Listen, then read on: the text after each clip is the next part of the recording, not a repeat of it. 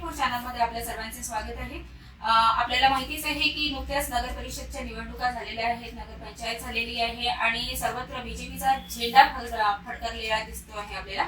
त्यातच आज आपल्या स्टुडिओला व्हिजिट करण्याकरिता खास अंजनगाव सुर्जी येथून तालुका महामंत्री असं त्यांच्याकडे पद आहे नीताताई बोसरे आपल्या स्टुडिओला आलेले आहेत आणि कापूसतंडी सर्कल अंजनगाव सुर्जी येथील कापूसतंडी सर्कल मध्ये त्या जिल्हा परिषदेकरिता उमेदवार म्हणून उभे राहणार आहे। तर जाणून घेऊया की त्यांच्या या निवडणुकीमध्ये काय वेगळेपण असेल।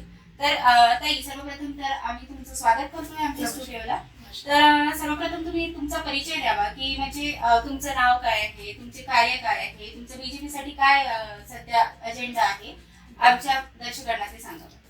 नमस्कार, मी नीता बोचरे, अंजनगाव सुर्जी आणि माझं पद आहे भाजपामध्ये तालुका महामंत्री असं माझं पद आहे आणि मी जिल्हा परिषद साठी निवडणुकीसाठी तयारी करत आहे। आणि माझं जे सर्कल आहे ते सर्कल कापूसतंडी सर्कल आहे अंजनगाव मधलं आणि त्या सर्कल मध्ये भरपूर अशा समस्या आहे आणि तिथे ओबीसी जे महिला ओबीसीचं रोस्टर निघालेलं आहे त्या अनुषंगाने मी तिथलं फॉर्म भरणार आहे। अच्छा ताई, गेल्या किती वर्षापासून तुम्ही बीजेपी मध्ये कार्य करत आहात? आता तसं बघितलं तर मला 8 वर्ष होते। 8 वर्ष पूर्ण झालेली, म्हणजे बराच जुना असा काळ आहे तुमचा की जो तुम्ही बीजेपी सोबत घालवलेला आहे। कारण आजकाल असं होतं की आपण एका पक्षातून दुसऱ्या पक्षातून तिसऱ्या पक्षात असं जात असतो, पण तुम्ही एकाच पक्षाचा झेंडा हातामध्ये घेतलेला आहे। नक्कीच बीजेपी तुमच्यावर विश्वास करेल अशी आम्हाला अपेक्षा आहे। तर कापूसतंडी हा जो सर्कल तुम्ही निवडलेला आहे, तर हा कापूसतंडी सर्कल मध्ये तुम्हाला प्रामुख्याने कुठल्या तिथल्या जे प्रॉब्लेम्स आहेत ना ते तुम्हाला जाणून येते? तर मॅडम, मी तिथे गेली, फिरली, प्रत्येक घराला असं समजा की मी व्हिजिट दिलेलीच आहे आणि गावं माझे 16 आहे त्या सर्कलमध्ये। तर 16 गावांच्या अशा अनेक प्रश्न त्यांनी माझ्यासमोर मांडले की जर मी काही त्यातला सुधारणा करू शकेल तर ते माझं मी स्वतःच भाग्य समजेल। कारण इतक्या कठीण परिस्थितीत ते लोक राहत आहेत तिथे की त्यांना जायला रस्ता नाहीये, शाळा बंद पडण्याच्या परिस्थितीत आहे, अशा ठिकाणी ते लोक राहत आहेत। आणि माझं भाग्य असं की मला फक्त काम करायचं आहे आणि विकास करायचा आहे, मला मोदी साहेबांच्या पावलावर पाऊल टाकायचं आहे, त्यामुळे मी तो सर्कल आहे तो निवडला। ताई, मला हे विचारायचं होतं तुम्हाला की कापूसतंडीमध्ये प्रामुख्याने आता तुम्ही महिला आहात ना, ओबीसी रोस्टरला महिला म्हणून तुम्ही उमेदवार म्हणून जाणार आहात आणि नक्कीच जर तुम्ही काय जिंकून आलात, आमची शुभेच्छा नक्कीच तुमच्या बरोबर आहे। पण जर का तुम्ही निवडणूक मध्ये निवडून आल्या आणि जिल्हा परिषदेला आलात तर तुम्ही महिलांसाठी खास काय करणार आहात? महिलांसाठी मॅडम पहिलेच मोदी साहेबांनी एवढं करून ठेवलेलं आहे की नवीन काही करायची गरज नाही आहे। तसं पाहिलं तर आता समजा त्यांना म्हणजे महिलांचा प्रश्न काय असतो की चूल मूल है ना, तर हे दोन्हीचं टेन्शन मोदी साहेबांनी मागेच काढून टाकलं। म्हणजे चूल त्यांच्याजवळून काढून टाकली, उज्ज्वला गॅस त्यांच्या ह्याच्यात दिलं। त्यांच्या मुलाचं म्हणाल तर जिल्हा परिषद किंवा नगर परिषद मध्ये जर त्यांना टाकण्यात आलं, आजकाल मॅडम फॅट झालं किंवा कॉन्व्हेंट मध्ये टाका, ज्या सुविधा कॉन्व्हेंट मध्ये आहे त्याच सुविधा जिल्हा परिषद मध्ये पण आहे। बरोबर, तर त्यात जर त्यांनी टाकलं तर त्यांच्या बूट सॉक्स पासून तर त्यांच्या गणवेशापासून वरतून त्यांना म्हणजे त्यांची जर अटेंडन्स असलं तर त्यांना स्कॉलरशिप पासून जेवणा खावणापासून पूर्ण सुविधा जिल्हा परिषद मध्ये आहे। तर म्हणजे महिलांना जर हे 2 वस्तू जर त्यांच्या आयुष्यातून कमी होऊन राहिल्या तर त्यांना स्वतःसाठी वेळ मिळणार आहे। त्यासाठी बचत गटातून भरपूर अशा योजना मोदी सरकारने काढलेल्या आहेत, 46 योजना काढलेल्या आहेत आणि त्यापैकी जरी 1-2 योजना जर एकाने घेतल्या तर घर बसल्या त्यांची कमाई सुरू होईल।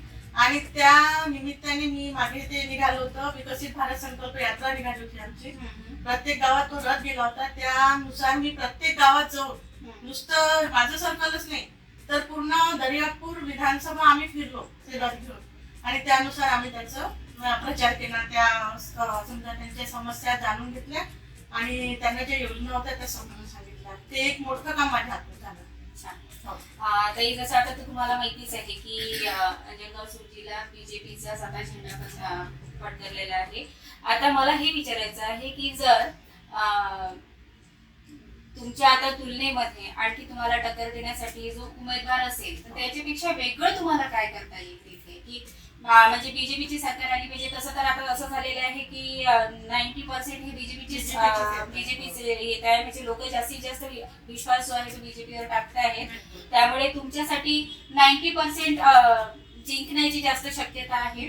आता 10% जे तुमच्याकडनं करायचं आहे, म्हणजे तुमचा जो अपोजिटर उभा राहणार आहे, तर त्याच्यासाठी तुम्ही वेगळं काय करणार आहात? वेगळं हे करेल की बाकीच्यांचं असं असते की आपलं सरकार नाही आहे. जसं आता दुसऱ्या पक्षाच्या लोकांनी विचार करतील की आपलं सरकार नाही आहे, शासन नाही आहे, मग ते ठप्प बसते राहतील. बरोबर. कारण आपलं वरही शासन आहे, इथे देवापूरचं शासन आहे, वर मोदी साहेबांचं शासन आहे. त्यानुसार हे जे जिंकून याचा जो हे सुरू आहे, लगातार जिंकून येणं जे सुरू आहे, तो एकतर कार्यकर्त्यांची मेहनत आणि त्यात समजा कमळावर बीजेपीवर त्यांचा विश्वास, या दोन वस्तूंमुळेच आज आम्ही हे यश बघत आहोत. म्हणजे असं म्हणायचं आहे त्यांना की बीजेपीची सरकार जी आहे ती फक्त देवाभाऊपर्यंत नाही तर मोदी साहेबांपर्यंत गेलेली आहे. तेव्हा जर का जिल्हा परिषद सर्कलमध्ये त्या आल्या तर त्यांच्यासाठी मार्ग अतिशय सुकर होईल आणि लोकांना ज्या योजना आणि जे काही त्यांच्यासाठी चांगलं करता येईल त्या डायरेक्टली करू शकतील. त्याच्यासाठी दुसऱ्या पक्षाचा जो कोणी उमेदवार असेल तो करू शकणार नाही, त्या चांगल्या पद्धतीने करू शकेल. आणि ताईंसोबत बोलताना मला एक गोष्ट जाणवली की त्यांनी एक चांगला अभ्यास केलेला आहे. तर ताई, मला हे म्हणायचं आहे की तुम्ही वुमन्स 24 चॅनलला स्टुडिओला भेट दिलेली आहे, तर तुम्हाला आमच्या चॅनलकडनं काय अपेक्षा आहे की आम्ही तुमच्यासाठी काय करू? बस मॅडम, एकच अपेक्षा आहे की चांगले संदेश जाऊ द्या लोकांपर्यंत, आणि ही जी सरकार आहे ही एकदम चांगली, सगळ्यांच्या हिताची आहे.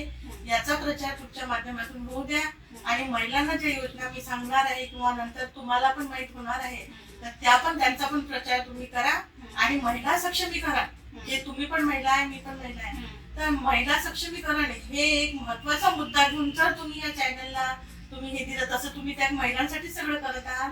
तुम्हाला भेटून तर मला एकदम म्हणजे वेगळंच फिलिंग येत आहे की चला मी एक चांगल्या व्यक्तीला भेटली. तर तशा पद्धतीने माझा हा संदेश जाऊ द्या लोकांपर्यंत तुमच्या माध्यमातून.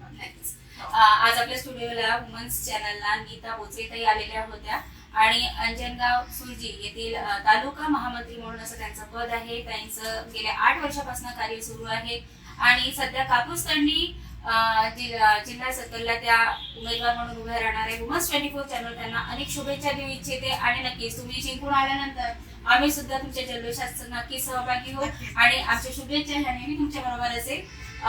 परत ताई जिंकून आल्यानंतर परत एक आपण मुलाखत त्यांच्या बरोबर घेणार आहोत. तोपर्यंत बघत राहा वुमन्स 24 चॅनल. धन्यवाद.